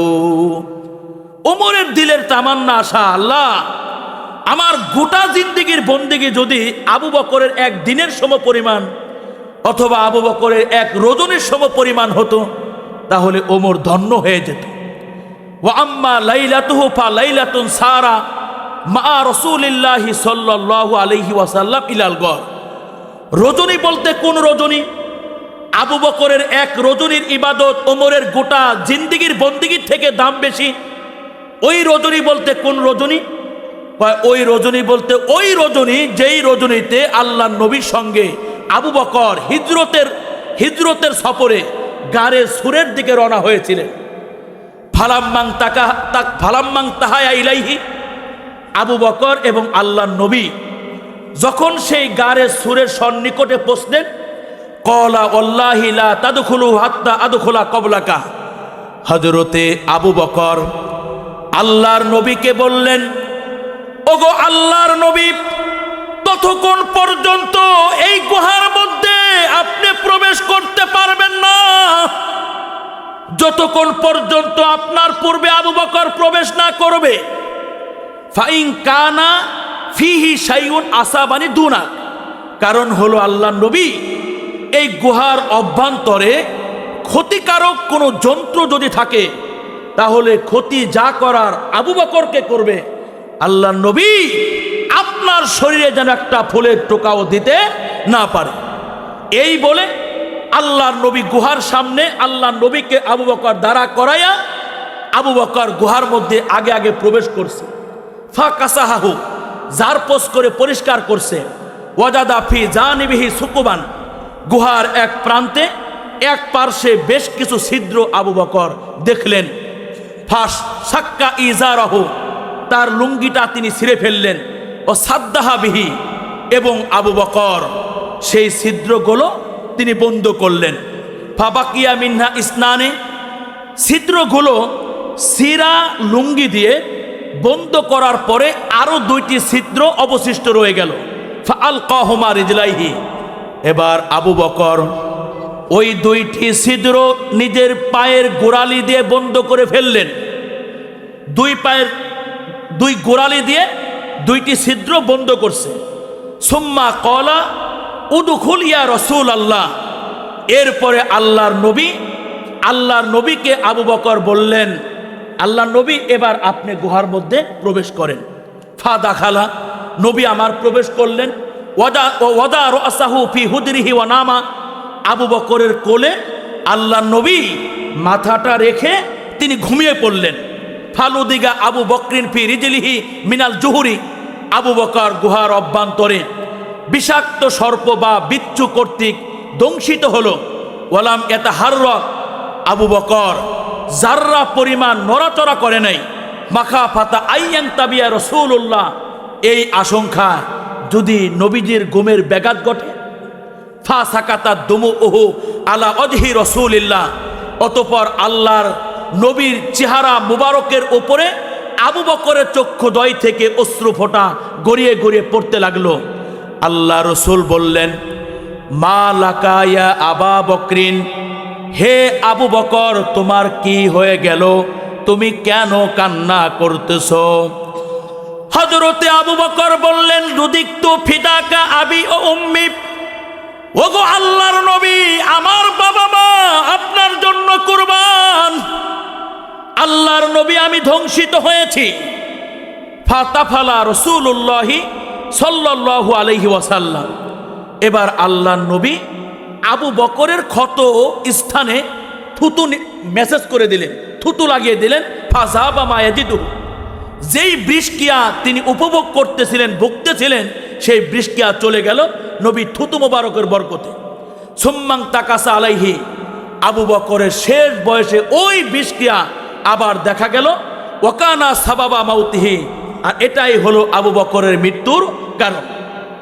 মিশকাত শরীফের 2 নম্বর খণ্ড 556 নম্বর পৃষ্ঠার পার্শ্ববর্তী 7 নম্বর হাসিয়া, যাকে বাংলায় টিকা বলা হয়, তাসদিক উলামা হযরত করবেন। ফা হাসালা লাহু শাহাদাতান ফি সাবিলিল্লাহ। এবং এই ঘটনাকে কেন্দ্র করে আল্লাহ তাআলা সিদ্দিকে আকবরকে শাহাদাতের মর্তবা দান করলেন। এই হলো আবু বকরের এমন এক রজনী, হিজরতের রজনী। ওমরের গোটা জিন্দেগীর বন্দেগীর থেকে ওমরের কাছে বেশি দাম। আর দিন বলতে কোন দিন? ওয়া আম্মা ইয়াউমুহু ফালাম্মা কুবিজা রাসূলুল্লাহি সাল্লাল্লাহু আলাইহি ওয়াসাল্লাম। দিন বলতে ওই দিন যেদিন আল্লাহর নবী ইন্তেকাল করলেন। ইরতাদ্দাতিল আরব, আরবের লোকজন মুরতাদ হয়ে গেল, ধর্মান্তরিত হয়ে গেল। ওয়াকালা লা নুআদ্দি যাকাতা আমওয়ালিনা, এবং মুসলমানরা বলতে লাগলো নবী যেহেতু ইন্তেকাল করেছেন, অতএব আজ থেকে আমরা আর মালের যাকাত আদায় করব না। ফাকালা আবু বকর লাউ মানাউনি ক্বালান লাজাহাতুম আলাইহি, আরেক বর্ণনা লাউ মানাউনি ক্বালান লাকাতালতুম আলাইহি কানু ইয়াদুনহা ইলা রাসূলিল্লাহি সাল্লাল্লাহু আলাইহি ওয়াসাল্লাম। হযরত আবু বকর বললেন, যদি কেউ যাকাতের একটা রশি আদায় করার ব্যাপারে ইনকার করে, অস্বীকার করে, তাহলে আমি আবু বকর তার বিরুদ্ধে লড়াই করব, যুদ্ধ করব। ফাকুলতু ইয়া খলিফাতার রসুল তাআল্লাফিন নাসা অরফুক বিহিম। হযরতে ওমর বললেন, আমি আবু বকরকে বললাম, খলিফাতুর রসুল ভাই আবু বকর, মানুষের সঙ্গে কোমল এবং নরম আচরণ করুন। ফাকাল আলী আজাব্বারুন ফিল জাহিলিয়াতি ও খাওয়ারুন ফিল ইসলাম। ওমর বলেন, যখন আমি আবু বকরকে বললাম মানুষের সঙ্গে নরম আচরণ করুন, তখন আবু বকর আমি ওমরকে বললেন, আজাব্বারুন ফিল জাহিলিয়া, হে ওমর, জাহিলি যুগে তুমি তো অনেক বড় বাহাদুর ছিলে। ও খাওয়ারুন ফিল ইসলাম, আর ইসলাম ধর্ম গ্রহণ করার পরে তুমি কি কাপুরুষ হয়ে গেলে? আয়ান কুসুদ্দিন ইন্নাহু ইনকাতাল ওয়াহয়ু ওয়া তাম্মাদ্দিন। ওমর শোনো, ওহী আগমনের সিলসিলা চিরতরে বন্ধ হয়ে গেছে। ও তাম্মাদ্দিন, দিন পরিপূর্ণ হয়ে গেছে। আয়ান কুসুদ্দিন ওয়ানা হাইয়ুন, হে ওমর শোনো, দিনের ক্ষতি হবে, ইসলাম আক্রান্ত হবে, দিন আক্রান্ত হবে। আর আবু বকর কিন্তু ঘরে বসে থাকার মতো কোনো ইমানদার নয়। নবীজির এই হাদিস থেকে বোঝা যায় যে আবু বকর নবীজির জাররা পরিমাণ কোনো কষ্ট সহ্য করার মতো যোগ্যতা তিনি রাখতেন না। আর এ কারণে কষ্ট যা পাওয়ার নিজে বরণ করেছেন, নবীজিকে গুহার অভ্যন্তরে কি রেখেছেন? নিরাপদ রেখেছেন। মোহতারাম হাজিরিন, সত্যিকারের আশিক যেমন আল্লাহর নবীর প্রেমে কান্না করেছে, ঠিক তদ্রূপভাবে মহান স্রষ্টার বাকশক্তিহীন প্রাণী, এর মানে হলো আল্লাহ যাদেরকে প্রাণ দান করেছেন কিন্তু কথা বলার শক্তি দান করেন নাই, এমন প্রাণীও নবীর প্রেম প্রকাশ করেছে, নবীকে দেখে কান্না করেছে। যা আবু দাউদ শরীফের 2449 নম্বর হাদিস। ওয়ান আব্দুল্লাহ ইবনে জাফারিন কল ফাদাখালা রাসূলুল্লাহি সাল্লাল্লাহু আলাইহি ওয়াসাল্লাম হাইতান লিরাজুলিম মিনাল আনসার। হযরতে আব্দুল্লাহ ইবনে জাফর বর্ণনা করেন, একদিনের ঘটনা হলো আল্লাহর নবী আনসারী এক সাহাবীর খেজুরের বাগানে প্রবেশ করলেন। ফাইজা জামালুন, খেজুরের বাগানে নবী প্রবেশ করার পরে একটা উট তার দৃষ্টিগোচর হলো। ফালাম্মা রাআন নাবিয়্যা হান্না ও জারাফাত আইনা, ওই উটটা আল্লাহর নবীকে দেখা মাত্রই কান্না শুরু করে দিল। ও জারাফাত আইনাহু, এবং ওর চক্ষুদ্বয় থেকে অজোর দ্বারায় অশ্রু নির্গমন হতে লাগলো। ফাআতাহুন নাবিয়্যু, অতঃপর আল্লাহর নবী উটটাকে কান্না করতে দেখে নবী এই উটের কাছে আসলেন। ফা মাসসাহু জিফরাহু ফা সাকানা, আল্লাহর নবী উটটার মাথায় হাত বুলিয়ে আদর করে দিলেন। সঙ্গে সঙ্গে এই উটটার কান্না বন্ধ হয়ে গেল। ফাকালা মার রব্বু হাদাল জামালি লিমান হাজাল জামাল, আল্লাহর নবী জিজ্ঞাসা করলেন এই উটের মালিককে। পুনরায় জিজ্ঞাসা করলেন উটটি কার? ফাজা ফাতাম মিনাল আনসারি, আল্লাহর নবী যখন লোকজনদেরকে জিজ্ঞাসা করলেন এই উটের মালিককে, ফাজা ফাতাম মিনাল আনসারি, খেজুরের বাগান থেকে আনসারি একজন যুবক বের হয়ে আসলো। ফাকালা লি ইয়া রাসূলুল্লাহ, কতবার বললেন আল্লাহর নবী এই উটের মালিক আমি, এটা আমার উট। ফাকালা আফালা তাত্তাকিল্লাহ ফি হাদিহিল বাহিমাতিল্লাতি মাল্লাকা কাল্লাহু ইয়াহা ফাইন্নাহু শাকা ইলাইয়া আন্নাকা তুদিউহু ও তুদিবুহু। আল্লাহর নবী এবার উটের মালিককে ডাক দিয়ে জিজ্ঞাসা করলেন, এ উটের মালিক, তুমি কি ওই উটের হক এবং অধিকারের ব্যাপারে আল্লাহকে ভয় করো না? যেই আল্লাহ তাআলা এই উটটার মালিক তোমাকে বানিয়ে দিয়েছেন, ফাইন্নাহু শাকা ইলাইয়া আন্নাকা তুদিউহু ও তুদিবুহু, কারণ হচ্ছে তোমার উটটা আমার কাছে অভিযোগ দায়ের করেছে তুমি নাকি তোমার উটটাকে ক্ষুধার্ত রাখো এবং কষ্ট দাও। আমার কাছে এই বাকশক্তিহীন প্রাণী উট অভিযোগ দায়ের করেছে। উটের মালিক শোনো, তুমি নাকি এই উটটাকে ক্ষুধার্ত রাখো এবং মাঝে মধ্যে কষ্ট দাও। এই হাদিস থেকে বোঝা গেল একটা বাকশক্তিহীন প্রাণী উট নবীজিকে দেখা মাত্রই কান্নায় ভেঙ্গে পড়েছে। সত্যিকারের আশেক যেমন নবীর মোহব্বতে কান্না করেছে, ঠিক তদ্রূপভাবে মহান স্রষ্টার এমন সৃষ্টি মা লা রুহা লাহুম, যাদেরকে আল্লাহ তাআলা রূহ দান করেন নাই, প্রাণ দান করেন নাই, এমন নির্জীব সৃষ্ট নবীর মোহব্বতে কান্না করেছে। তিরমিজি শরীফে 3627 নম্বর হাদিস। ওয়ান আনাসিন আন্নান নাবিয়্যা সাল্লাল্লাহু আলাইহি ওয়াসাল্লাম খতাবা ইলা লিসকি জিজইন ওয়াত্তাখাযু লাহু মিম্বারা ফাখতাবা আলাইহি।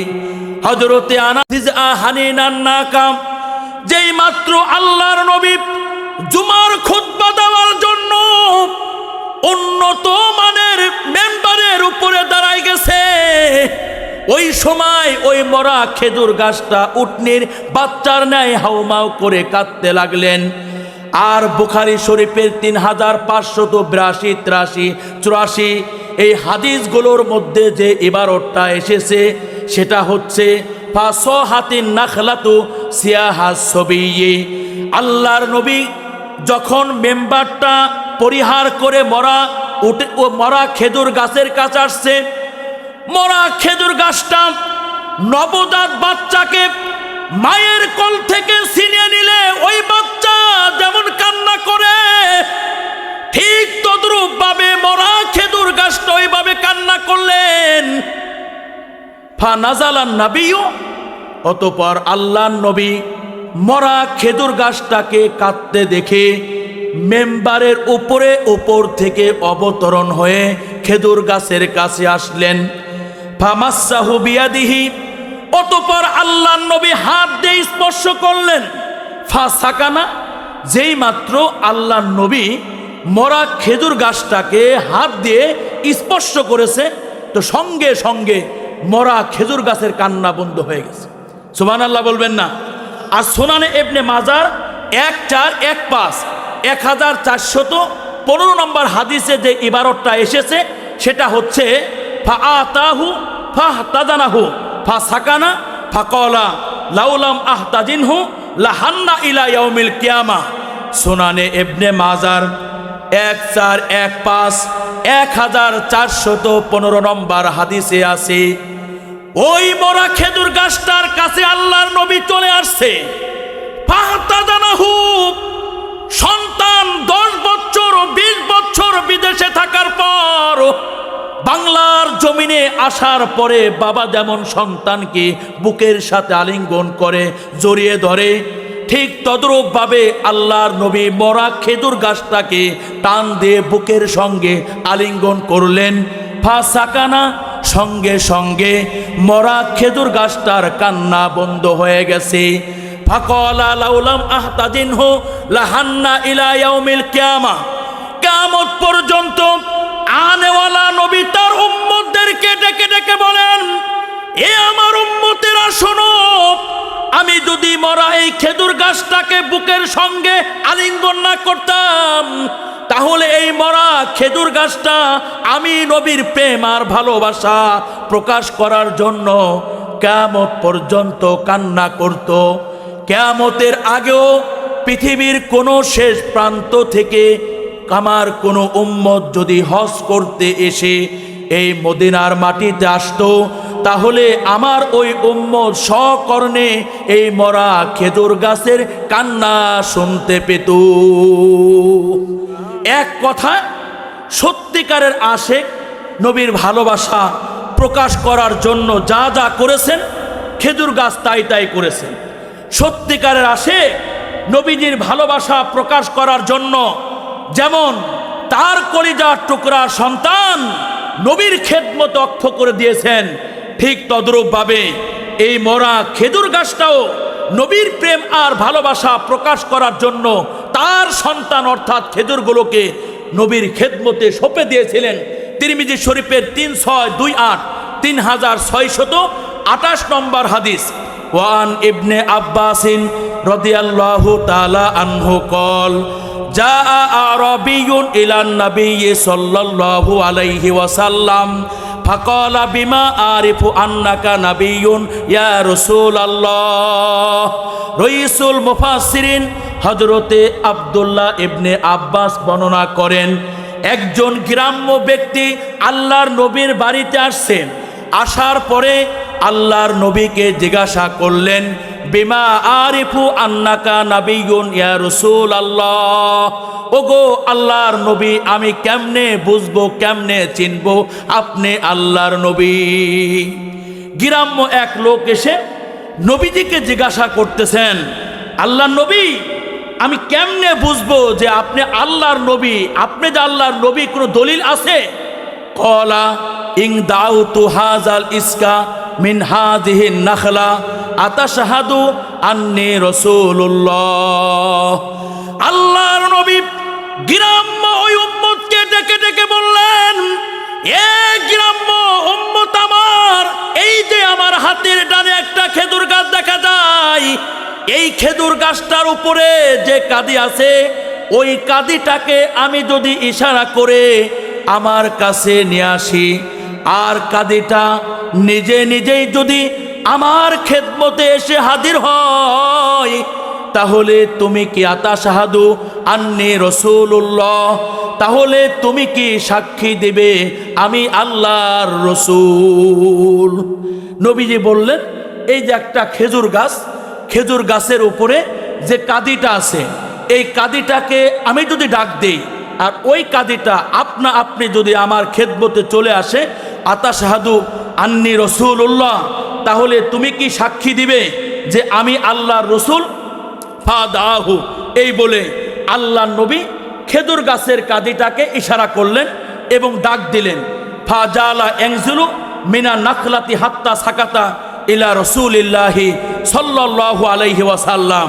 যেই মাত্র নবীজি ইশারা করেছে, খেজুর গাছের কাদিটা খেজুর গাছের মাথা থেকে জমিনে অবতরণ হয়ে নবীর কদম মোবারক বরাবর আদবের সঙ্গে বসে পড়ছে। সুম্মা কলা ইরজি, এরপরে আল্লাহর নবী বললেন, কাদি এবার তুমি তোমার জায়গায় ফিরে যাও। ফাআদা, কাদিটা চলে গেছে। সুম্মা আসলামাল আরবিয়্যু, অলৌকিক এই ঘটনা দেখে গ্রাম্য ওই লোকটা কালিমায় শাহাদাত পড়ে মুসলমান হয়ে গেছে। নবীজির এই হাদিস থেকে বোঝা গেল, একটা খেজুর গাছ তার কাদিগুলো, তার খেজুরগুলো নবীজির খেদমতে ইশারা করা মাত্রই কি করছে? সঁপে দিয়েছে। খেজুর গাছ যেহেতু নবীর প্রেম আর ভালোবাসা প্রকাশ করেছে, আর এই কারণে জান্নাতীরা যখন জান্নাতে প্রবেশ করবে তখন আল্লাহ তাআলা জান্নাতীদের জন্য জান্নাতের মধ্যে খেজুর গাছ লাগাবেন। তিরমিজি শরীফের 3464 3464 নম্বর হাদিস। আল্লাহ রসুল বলেন, মান ক্বালা সুবহানাল্লাহিল আযীম ওয়া বিহামদিহি গুরিসাত লাহু নাখলাতুন ফিল জান্নাহ। কিয়ামত পর্যন্ত আনেওয়ালা উম্মতদেরকে ডেকে ডেকে নবী আমার বলেন, আমার উম্মতেরা শোনো, তোমাদের মধ্য হতে কেউ যদি একবার সুবহানাল্লাহ বলে অথবা কেউ যদি একবার আলহামদুলিল্লাহ বলে, গুরিসাত লাহু নাখলাতুন ফিল জান্নাহ, আল্লাহ তাআলা ওর জন্য জান্নাতের অভ্যন্তরে খেজুর গাছ লাগাবেন। কেউ যদি একবার সুবহানাল্লাহ বলে অথবা কেউ যদি একবার আলহামদুলিল্লাহ বলে, তো আল্লাহ তাআলা ওর উপরে খুশি হয়ে ওর জন্য জান্নাতের মধ্যে কি গাছ লাগাবেন? গুরিসাত লাহু নাখলাতুন ফিল জান্নাহ, খেজুর গাছ লাগাবেন। এই হাদিসগুলো থেকে বোঝা গেল মরা খেজুর গাছ নবীর প্রেম প্রকাশ করতে গিয়ে কান্নার ইহতেমাম করেছে। পাহাড় নবীর প্রেম প্রকাশ করেছে, বৃক্ষরাজি নবীর প্রেম প্রকাশ করেছে। তোমার আর আমার নবী যখনই কোনো বৃক্ষের পাশ দিয়ে হেঁটে যাইতেন, বৃক্ষ নবীকে সালাম দিতেন। তোমার আর আমার নবী যখন কোনো পাহাড় পর্বতের পাদদেশ হয়ে হেঁটে যাইতেন, পাহাড় তোমার আর আমার নবীজিকে কি করত? সালাম করত। প্রমাণ তিরমিজি শরীফের 3626 নম্বর হাদিস। ওয়ান আলী ইবনে আবি তালিবিন কল কুনতু মান নবী সাল্লাল্লাহু আলাইহি ওয়াসাল্লাম বিমাক্কাতা। হযরতে আলী কাররামাল্লাহু ওয়াজহু বর্ণনা করেন, আল্লাহর নবীর উম্মতেরা শোনো, আমি আলী একবার আল্লাহর নবীর সঙ্গে মক্কায় ছিলাম। ফাখরাজনা ফি বাদি নওয়াহিহা, নবীজির সঙ্গে মক্কার অলিতে গলিতে আমি আলী ঘুরে বেড়াইলাম। ফামাস্তাকবালাহু জাবালুন ওয়ালা শাজারুন ইল্লা ওয়া হুয়া ইয়াকুলু আসসালামু আলাইকা ইয়া রাসূলুল্লাহ, আসসালামু আলাইকা ইয়া হাবিবাল্লাহ। হযরতে আলী বলেন, যখনই আল্লাহর নবীর সঙ্গে কোনো পাহাড়ের পাশ দিয়ে হেঁটে গেছি, ওই পাহাড় তোমার নবীকে সালাম দিয়েছিল। আমি আলী আমার কর্ণে ওই পাহাড়ের আওয়াজ শুনেছি, পাহাড়ের সালাম দেওয়া শুনেছি। তোমার নবী যখনই কোনো বৃক্ষের পাশ দিয়ে হেঁটে যাইতেন, বৃক্ষরাজি আল্লাহর নবীকে সালাম দিয়েছে। আমি আলী সকারণে গাছের সালাম শুনেছি। এই হাদিস থেকে বোঝা যায় পাহাড় নবীকে কি দিয়েছে? সালাম দিয়েছে। বৃক্ষরাজি নবীকে সালাম দিয়েছে। এমনকি পাথর যখন আল্লাহর নবী নবুয়তি লাভ করে নাই, তখন একটা পাথর নবীজিকে সালাম করত। মুসলিম শরীফের 5833 নম্বর হাদিস। হযরতে জাবের ইবনে সামুরা হতে বর্ণিত, তিনি বলেন, আল্লাহর নবী ইরশাদ করেছেন, ইন্নী লা আরিফু হাজারান বিমাক্কাতা কানা ইউসাল্লিমু আলাইয়া ক্বাবলা আন উবআসা। হযরতে আল্লাহর নবী ইরশাদ করেন, আমি মুহাম্মদ আরবি মক্কার এমন একটা পাথরকে চিনি, কানা ইউসাল্লিমু আলাইয়া ক্বাবলা আন উবআসা। আমার উম্মতেরা শোনো, আমি মুহাম্মদ নবুয়ত লাভ করার আগে এই মক্কার পাথরটা আমি নবীকে সালাম দিত। ইন্নী লা আরিফু আল-আন, আমার উম্মতেরা শোনো, ওই পাথরটাকে আমি নবী এখনো চিনি। ওই পাথরটাকে আমি নবী এখনো চিনি। সর্বশেষ একটা হাদিসের মধ্য দিয়ে আলোচনার ইতি টানবো, যেহেতু আমরা 12টার মধ্যেই আমরা মোনাজাত সব কিছু শেষ করে দেব, 41 বাজে। বুখারী শরীফের 6632 নম্বর হাদিস। ওয়ান আব্দুল্লাহ ইবনে হিশামিন রাদিয়াল্লাহু তাআলা আনহু কল কুন্না মান নবী সাল্লাল্লাহু আলাইহি ওয়াসাল্লাম বিমাক্কাতা ওয়া হুয়া আখিযু বিয়াদি উমরা ফাকালা লাহু উমর ইয়া রাসূলুল্লাহ লা আনতা হাব্বু ইলাইয়া মিন কুল্লি শাইইন ইল্লা মিন নাফসি। হযরতে আব্দুল্লাহ ইবনে হিশাম হতে বর্ণিত নবীজির বিখ্যাত এই সাহাবী বর্ণনা করেন, একবার আমি আল্লাহর নবীর সঙ্গে মক্কায় ছিলাম, ওয়াহুয়া আখিযু বিয়াদি ওমরা। তখন আল্লাহর নবী আমিরুল মুমিনিন হযরতে ওমরের হাতটা ধরে রেখেছিলেন। ফাকালা লাহু ওমর, ইয়া রাসূলুল্লাহ লা আনতা হাব্বু ইলাইয়া মিন কুল্লি শাইইন ইল্লা মিন নাফসি। আমিরুল মুমিনিন হযরতে ওমর আল্লাহর নবীকে ডাক দিয়ে বলেন, ওগো আল্লাহর নবী, ওই আল্লাহর জাতার জালালিয়াতের কসম করে বলি, দুনিয়ার সব কিছুর অপেক্ষায় আপনাকে অনেক ভালোবাসি। তবে আল্লাহর নবী, এই ওমর নিজের জানের অপেক্ষায় আপনাকে কিন্তু বেশি ভালোবাসে না। ক্বালা লা ওয়াল্লাযী নাফসি বিয়াদি হাত্তা আকুনা হাব্বা ইলাইকা মিন নাফসিকা। আল্লাহর নবী ওই আল্লাহর জাতার জালালিয়াতের কসম করে বললেন, আমি ওই আল্লাহর জাতার জালালিয়াতের কসম করে বলি, যেই আল্লাহর কুদরতি হস্তে এই মুহাম্মাদের প্রাণ। হে ওমর শোনো, ততক্ষণ পর্যন্ত মুসলিমে কামেল হতে পারবে না, ততক্ষণ পর্যন্ত মুমিনে কামেল হতে পারবে না, যতক্ষণ পর্যন্ত ওমর নিজের জানের অপেক্ষায় এই নবীকে ভালো না বাসবা। ক্বালা ফা ইন্নাকা আলআন আহাব্বু ইলাইয়া মিন নাফসি। কিছু সময় অতিবাহিত হয়ে যাওয়ার পরে হযরতে ওমর আল্লাহর নবীকে বললেন, ওগো আল্লাহর নবী, এই ওমর নিজের জানের অপেক্ষায় আপনাকে অনেক ভালোবাসে। এই ওমর এখন নিজের জানের অপেক্ষায়ও আপনাকে অনেক বেশি ভালোবাসে। ক্বালা আলআন ইয়া ওমর। এবার নবী বললেন, ওমর, এই মাত্র তুমি মুসলিমে কামেল এবং মুমিনে কামেল পূর্ণাঙ্গ ইমানদার হতে পেরেছো। ওমর নিজের জানের অপেক্ষায় নবীজিকে বেশি ভালোবাসে। এটার ব্যাখ্যা কি? এটার ব্যাখ্যা হচ্ছে ওমর আল্লাহ নবীকে বুঝাইতে চাইলেন, আল্লাহ নবী, এই যে ওমর নিজের জানের অপেক্ষায় আপনাকে বেশি ভালোবাসে, এটার ব্যাখ্যা হলো, ওগো আল্লাহর নবী, কখনো যদি আপনার ভালোবাসা প্রকাশ করার প্রশ্ন উঠে আসে, তাহলে ওমর নিজের গায়ের তাজা রক্ত ঢেলে দিয়ে প্রমাণ করবে, ওমর আল্লাহর নবী, হে আল্লাহর নবী, এই ওমর নিজের জানের অপেক্ষা আপনাকে অনেক বেশি ভালোবাসে। মোহতারাম হাজিরিন, আলোচনা শেষ। আমাদের বাংলাদেশে হাজার হাজার তরুণ আছে, নওজোয়ান যুবক আছে। এই নওজোয়ান যুবকরা যখন কোনো একটা মেয়ে তার কাছে ভালো লেগে যায়, তখন এই যুবক যখন ওই মেয়েটার কাছে গিয়ে বলে, হে তরুণী, তোমাকে আমার খুব ভালো লেগে গেছে, আমি তোমাকে ভালোবাসি, আমি তোমাকে মহব্বত করি। এখন বাঙালি মেয়েরা তো খুব চৌকান্না, বাঙালি মেয়েরা জিজ্ঞাসা করে, পাল্টা জিজ্ঞাসা করে, যুবক, বাঙালি মেয়েদেরকে ভালোবাসতে হলে ভালোবাসার কি দেওয়া লাগে? প্রমাণ দেওয়া লাগে।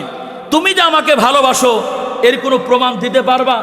তখন দেখা যায় আমাদের বাংলাদেশের তরুণরা ধারালো অস্ত্র দিয়ে গায়ের চামড়া কেটে ওই মেয়ের সামনে রক্ত ঢেলে দিয়ে প্রমাণ করে, দেখো আমি তোমাকে কতটা ভালোবাসি। হে নবীর আশেকান, এখান থেকে তোমাদেরকে বলতে চাই, একটা মেয়ের ভালোবাসা প্রকাশ করার জন্য এবং প্রমাণ করার জন্য বাংলাদেশের নওজোয়ানরা যদি গায়ের তাজা রক্ত রাজপথে ঢেলে দিতে পারে, হে নবীর আশেকারা, অদূর ভবিষ্যতে নবীজির ভালোবাসার প্রমাণ দেওয়ার জন্য এবং প্রকাশ করার জন্য গায়ের তাজা রক্ত রাজপথে ঢেলে দেওয়ার প্রশ্ন আসলে গায়ের তাজা রক্ত রাজপথে ঢেলে দিয়ে নবীর ভালোবাসার প্রমাণ কারা কারা দিতে পারবা? হাত উঠে আল্লাহকে দেখা।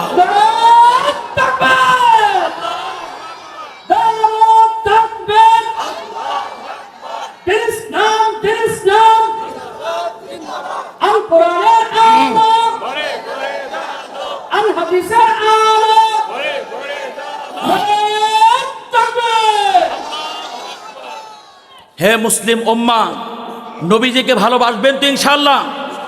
আরো জোরে বলে, নবীজিকে ভালোবাসবেন তো ইনশাআল্লাহ? আল্লাহর নবীর আদর্শকে, আল্লাহর নবীর নীতি এবং নৈতিকতাকে, নবীজির উসওয়ায়ে হাসানাকে এই বাংলার জমিনের ইঞ্চি ইঞ্চি মাটিতে সুগঠিতভাবে প্রতিষ্ঠিত করার জন্য কখনো যদি বাংলাদেশের আলেম ওলামারা তোমাদেরকে রাজপথে কাপড়ের কাপড় মাথায় করে আহ্বান করে কারা কারা যাবা, হাত উঠে আল্লাহকে দেখাও।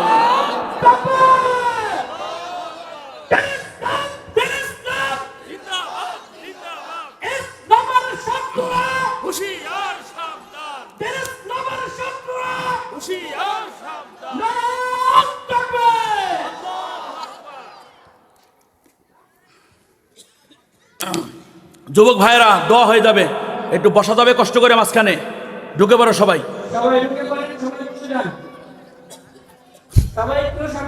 কষ্ট করে সবাই ঢুকে পড়েন, ইনশাল্লাহ এখনই দোয়া হয়ে যাবে।